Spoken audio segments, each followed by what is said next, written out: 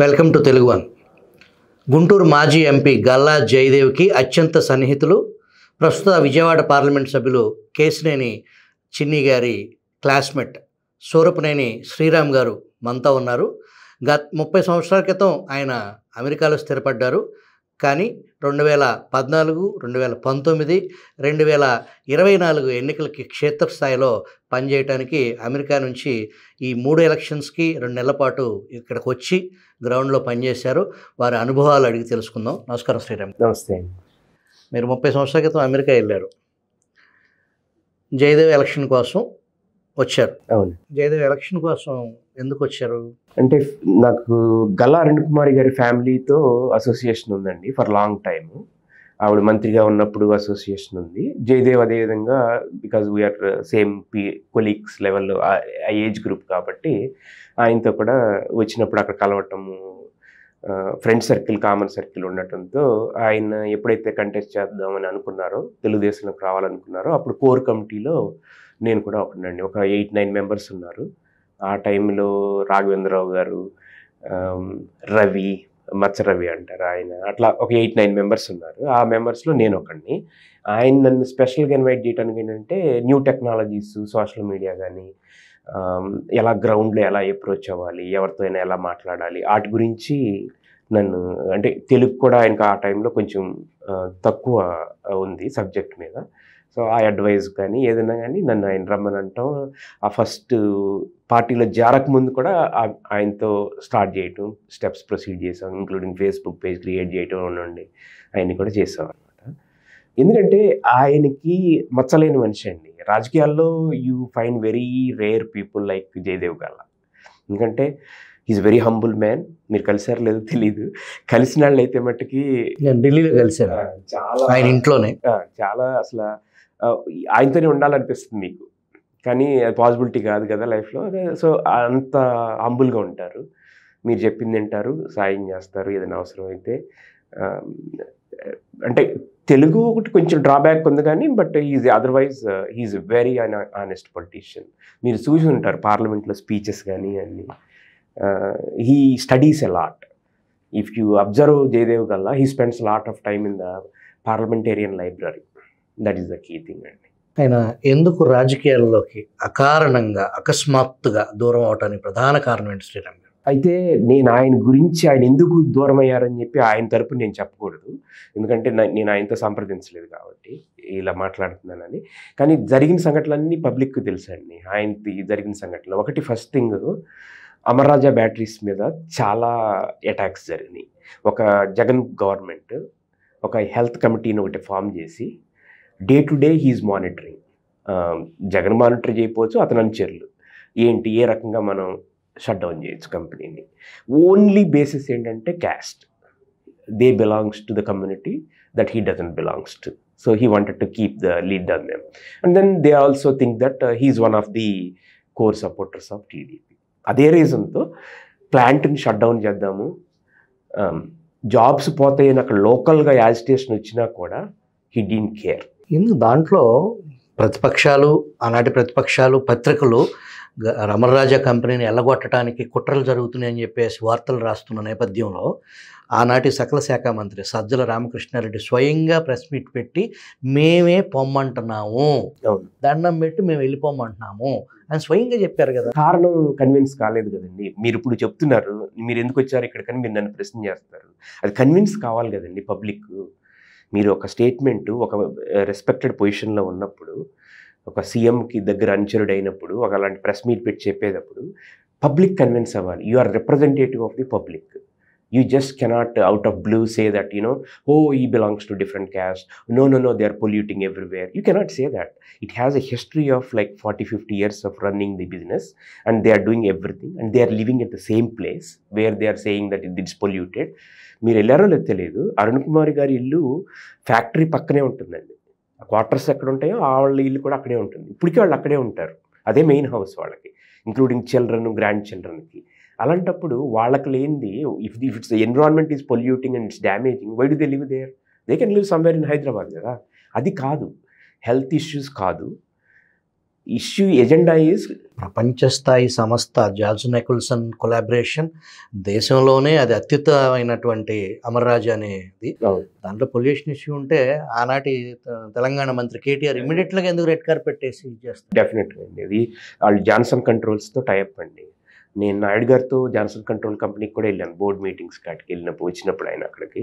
I know how great their technology is. It's hard to get that technology. వీళ్ళకంతా వచ్చిన తర్వాత ఇప్పుడు Johnson కంట్రోల్స్తో టైప్ ఉండకపోవచ్చు, కానీ బట్ ఎవెన్చువల్గా దట్ స్టాండర్డ్స్ మెయింటైన్ చేస్తున్నారు. And Jayadev has a vision, like he travels a lot, he knows how to take forward the next step. So very few entrepreneurs will have that idea. Like now electric vehicles అంటున్నారు. How can we make EV batteries?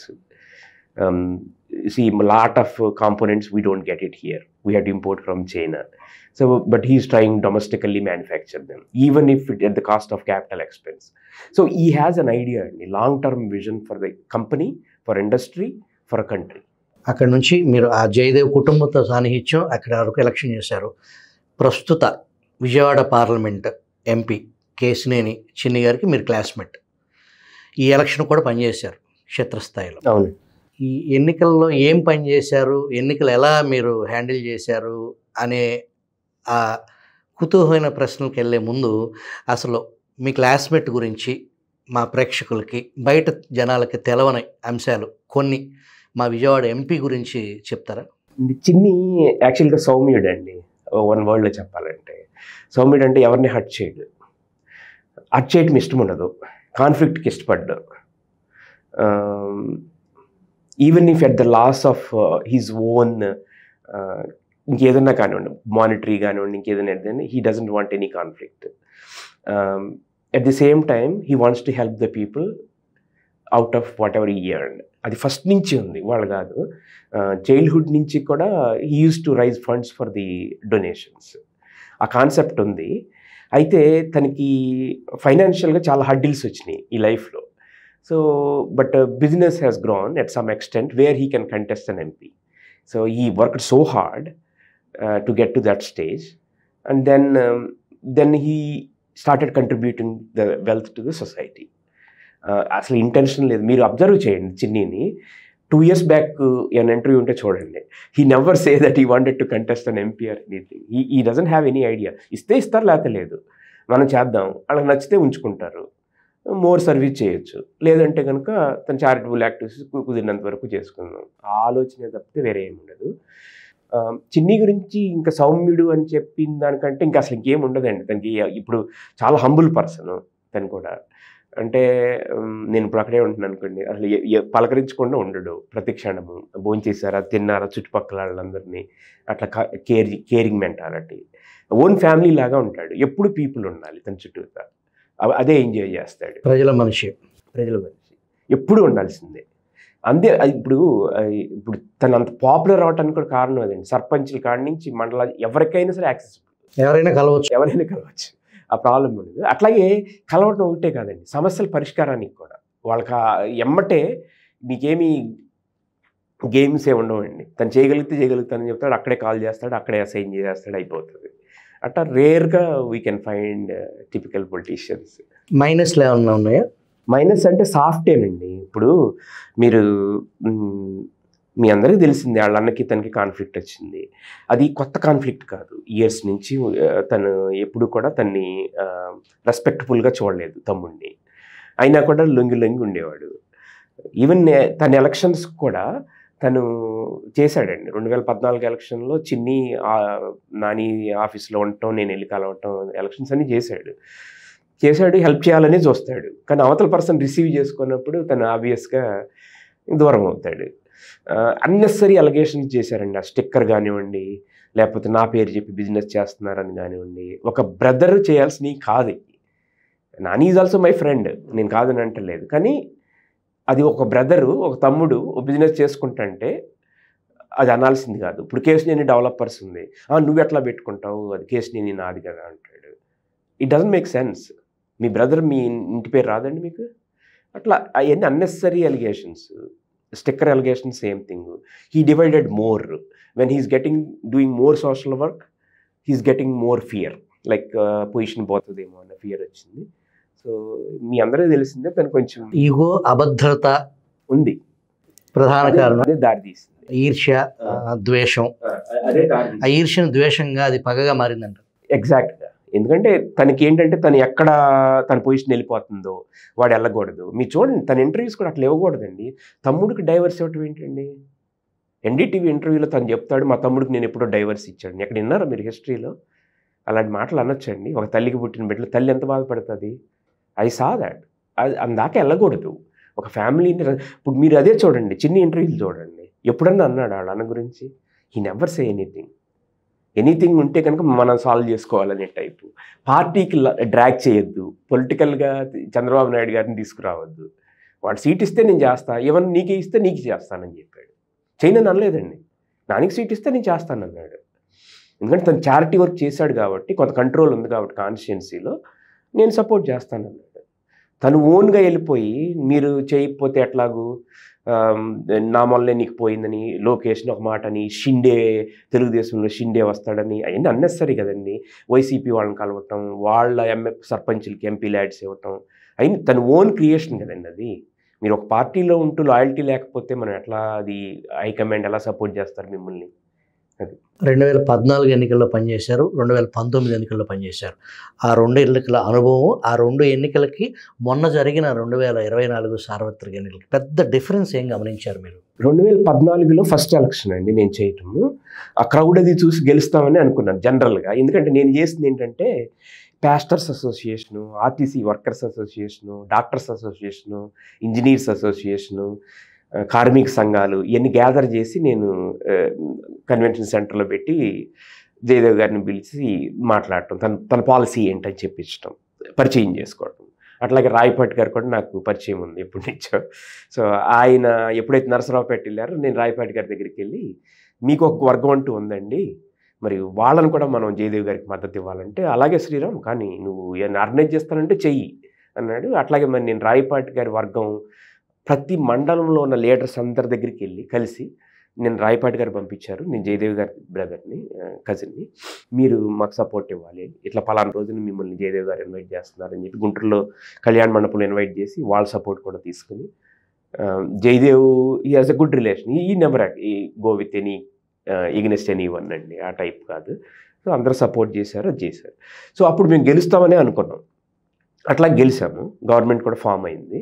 అది first experience కాబట్టి అది just fluke నా అభిప్రాయం. కానీ 2019 వచ్చేప్పటికీ నాకు క్లియర్గా తెలిసిందండి. గ్రౌండ్లో నేను ర్యాండమ్గా వెళ్ళటం, చెక్ చేయటం ఎట్లా ఉంది అని గవర్నమెంట్కి. అప్పటికే కొంచెం ఏంటంటే జగన్ వన్ టైం అని స్టార్ట్ చేశారు ఆల్రెడీ. నేను గుంటూరులో ఆటో తీసుకుని వెళ్ళేవాడిని జస్ట్ చెక్ చేయడానికి. అట్లాగే అపోనెంట్ వైసీపీ వాళ్ళ పందిర్లో ఎంతమంది క్రౌడ్ ఉంటారు ఇవన్నీ ఓవరాల్గా చూసినప్పుడు జయదేవ్తో నేను అన్నది కూడా అదే, ఈ లాస్ట్ టైం లాగా లేదు ఈ ఎలక్షన్. కానీ Jayadev didn't agree. No I think I see more crowd అన్నాడు. ఐ డోంట్ థింక్ సో అన్నాను. అట్లాగే కొంచెం అది ఆ వన్ టైం ఎఫెక్ట్, జగన్ అంటే ఏంటో చూడాలి అనేది ఎఫెక్ట్ వచ్చింది. గెలిచాడు, జయదేవ్ గెలిచాడు. కానండి జయదేవ్ది వెరీ థిన్ మెజారిటీ. ఎంప్లాయీస్ అండి అవుట్ రైట్గా జయదేవ్కి ఎగ్నెస్ట్గా వేసారు వాళ్ళు. దాంతో ఉన్న మెజారిటీ అంతా కూడా పోయి వెరీ స్లైట్ మెజారిటీ వచ్చింది. దాంతో అపోనెంట్ కూడా కోర్టుకి వెళ్ళాడు. సో అది డ్రాగ్ అయింది కానీ, but that's how I see. But 24 వచ్చేటప్పటికండి పీపుల్ ఆర్ ఫియర్. నేను యాక్చువల్గా చిన్ని ఏం చేయబోతున్నాడు అనే పాలసీ వీడియోస్, ఇప్పుడు జరుగుతున్న పాలసీ వీడియోస్, అపోనెంట్ ఏం చేశాడు, ఇప్పుడు ఏం మాట్లాడుతున్నాడు అనే వీడియోస్ని షేర్ చేయడానికి కూడా even my staff was reluctant to post. భయం. ఎందుకంటే సార్ మేము ఒకసారి కేసులో ఇరుక్కున్నాము అంటే, ఏముంది నువ్వు ఈ వీడియో చూడు, we are not attacking anybody personally, the facts are we are placing it, there is nothing wrong అంటే ఆ ఫియర్ చూసిన తర్వాత జనాల క్రౌడ్ కూడా తక్కువ వచ్చారండి. హానెస్ట్గా చెప్పాలంటే నాకు డౌట్ ఉంది, ఇది ఈ క్రౌడ్ రావట్లేదు, భయపడుతున్నారా ఏంటి అనేది డౌట్ ఉంది.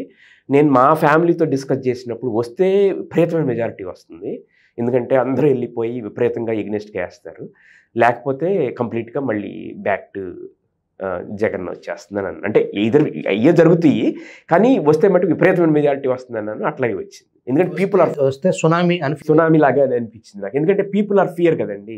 ఇప్పుడు ఎవరిని కూడా మనం ఫియర్ పెట్టి చేయలేమండి. Freedom is their basic right. మీరు ఫుడ్ లేకపోతే నడుస్తుంది, కానీ ఫ్రీడమ్ లేకపోతే నడవద్దు. మిమ్మల్ని గదిలో పెడితే అది కష్టం. ఇప్పుడు వాళ్ళు చేసిన 5 yearsలో చేసిన చిన్న చిన్న పోస్టులకి అరెస్ట్ చేయటము, చంద్రబాబు నాయుడు గారు అరెస్ట్ ఒక టర్నింగ్ పాయింట్, మిగతా ఏ అరెస్టులు ఎప్పుడు ఎవ్రీడే నెగిటివ్ క్యాంపెయినింగే కదండి. అంటే నెగిటివ్ మీడియానే కదండి. మీరు టీవీ పెడితే నెగిటివ్ వస్తుంది. హూ లైక్స్ అండి? అంటే కాకపోతే వ్యూస్ వస్తాయి నెగిటివ్ వాటికి, but people get stressed out. What is this అనేది. నేను విధ్వంసం రచయిత senior journalist all party Suresh Kumar గారు పలాస్ నుంచి పెనుగొండ వరకు మొత్తం రాష్ట్ర వ్యాప్తంగా ఎన్నికల ప్రచారంలో ఇంటర్వ్యూస్ అనాలిసిస్ చేసుకుంటూ తిరిగాం. మాకు అర్థమైంది ప్రజలు భయం గుప్పిట్లో ఉన్నారు. వాళ్ళ ఒపీనియన్ని చెప్పలేని పరిస్థితి. మా స్టూడియోకి అతి కొద్ది సమీపంలో ఒక చిన్న హోటల్, ఒక ఇడ్లీ బండి, ఒక భార్య భర్తలో మేము రోజు వెళ్తాం అక్కడికి, ఇడ్లీ తింటాం. ఎవరికి ఓటేస్తారు అంటే వాళ్ళు చెప్పల.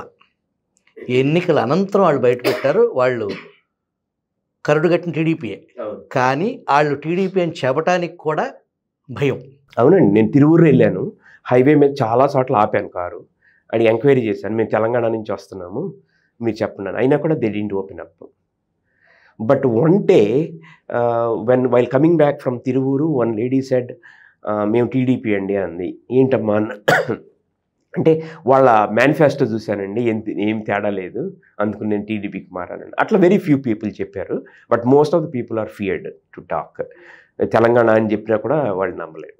జగన్మోహన్ రెడ్డి శిబిరం ఎట్టి పరిస్థితుల్లో వాళ్లే గెలుస్తామని నమ్మారు. వాస్తవానికి డెఫినెట్గా చాలా స్ట్రాంగ్గా బిలీవ్ చేశారు. అది మా ఎంక్వైరీలో కూడా ఎవరైతే తాడేపల్లి ప్యాలెస్ లోపల బయటికి యాక్సెస్ ఉండోళ్ళు, లోపల ఉండోళ్ళు మేమైతే ఓడిపోతాము అని కల్లో కూడా అనుకోలేదని కింద వాళ్ళు అనుకున్నారు. జగన్మోహన్ రెడ్డి వీళ్ళే అట్లా అనుకున్నప్పుడు జగన్మోహన్ రెడ్డి ఎట్టి పరిస్థితుల్లో అధికారం అనే కళ్ళు దుమ్ముతో నిండిపోతాయి కదా. అసలు ఇంపాసిబుల్, మనం వచ్చేది మనమే అనేది. మీరు ఇప్పుడు ఈ ఎన్నికల వ్యవహారంలో విజయవాడ పార్లమెంటు పరిధిలో ఎన్ని సీట్లు వస్తాయి అని చెప్పేసి మీరు, మా ఎంపీ, మీ స్నేహితుడు, మీరు పర్సనల్గా మాట్లాడేటప్పుడు విజయవాడ పార్లమెంట్లో ఎన్టీఆర్ జిల్లాలో ఉన్న అన్ని సీట్లు వస్తాయని అనుకున్నారా?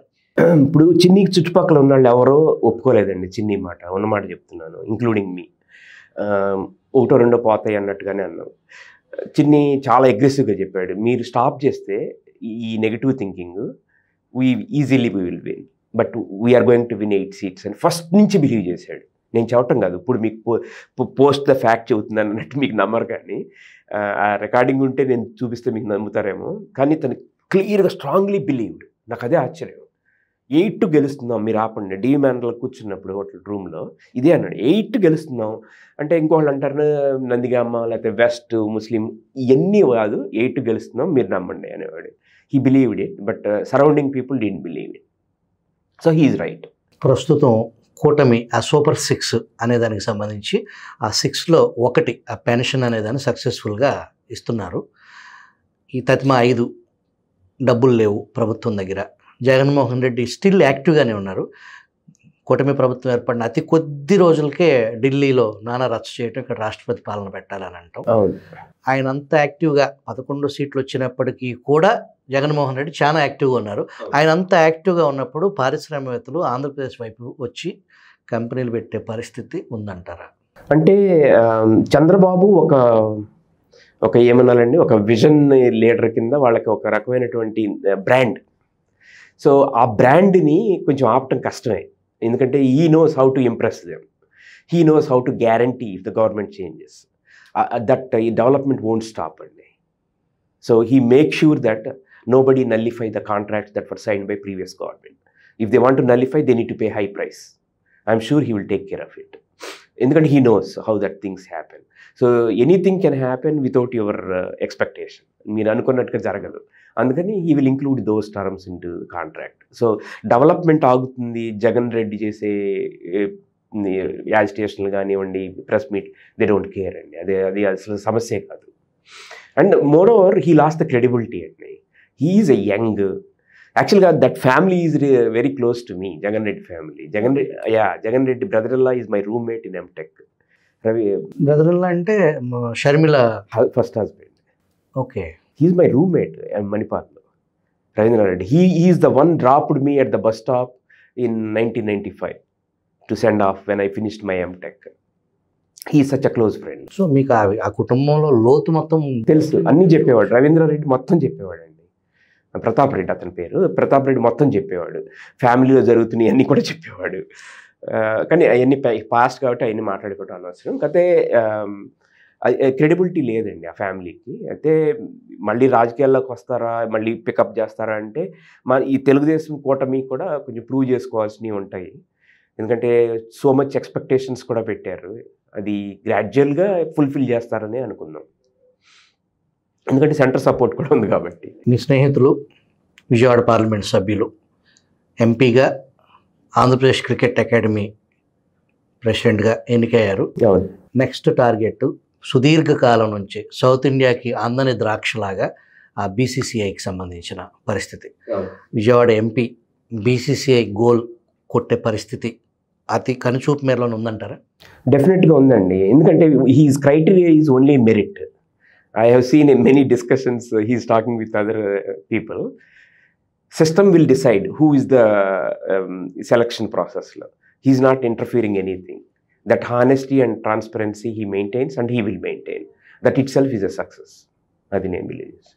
ఇది విజయవాడ ఎంపీ కేశినేని శివనాథ్ గారి క్లాస్మేట్, గల్లా జయదేవ్ కుటుంబ అత్యంత సన్నిహితులు మన స్టూడియోకి వచ్చి ఆయన అభిప్రాయాలు తెలియజేసినందుకు శ్రీరామ్ గారు ధన్యవాదాలు. Thanks for the opportunity.